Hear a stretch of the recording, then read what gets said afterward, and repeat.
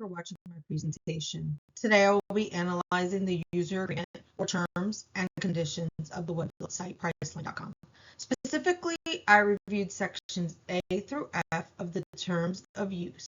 My goal is to evaluate whether this agreement functions as a valid contract, what obligations it places on its users, and whether the Priceline's dispute processes hold up for legal scrutiny. I'll also make recommendations to improve the agreement for clarity and fairness.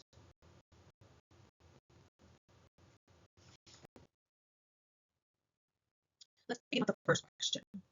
Is the Priceline terms of use a valid contract? Yes. Generally speaking, it's considered a valid contract under the U.S. law.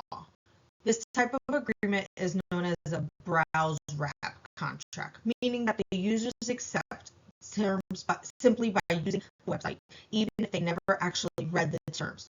Courts have upheld the validity of browser wrap agreements in some cases, but there's an important caveat. The terms must clearly be visible and the users must be given reasonable notice that their use of the site binds them to the contract. Priceline includes the list of terms of use and services at the bottom of its homepage, which provides some notice, but in my opinion, it's not strong enough. This leads me to the second question. Are visitors truly bonded by terms, or should Priceline require a click wrap agreement, where users must actively should be considered click wrap, especially users are creating accounts, being travel, entering payment information. Requiring a user to actively agree to the terms provides a much stronger legal footing if a dispute arises. Courts generally treat click wrap agreements as enforceable because there's clear evidence that the user saw and agreed to the terms. Currently, Priceline puts a lot of faith in the idea that the users will scroll to the bottom of the homepage and read the legal fine print, but realistically, most people don't. Moving on to the third question.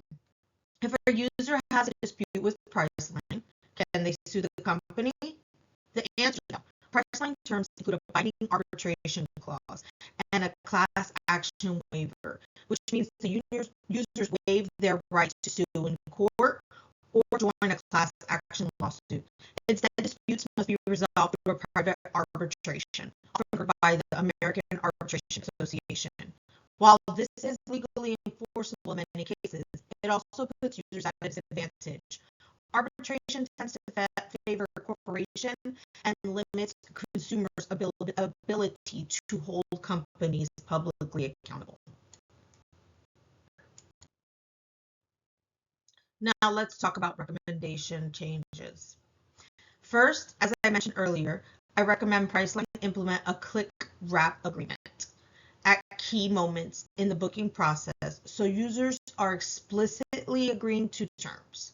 Second, arbitration clause could be improved by offering users a clear opt-out mechanism or at least highlighting the clause in bold or in capital letters. Transparency is key. Plain English. The current version contains a lot of jargon in order for the user to fully understand they are agreeing to. Finally, I suggest a revision history or tracker, something users can refer to in order to understand what's been updated and when. The Electronic Frontier Foundation has a good tool for tracking terms of service changes, and implementing something similar would promote greater trust. In conclusion, Priceline's terms of use are likely enforceable, but they fall short in terms of user clarity and fairness.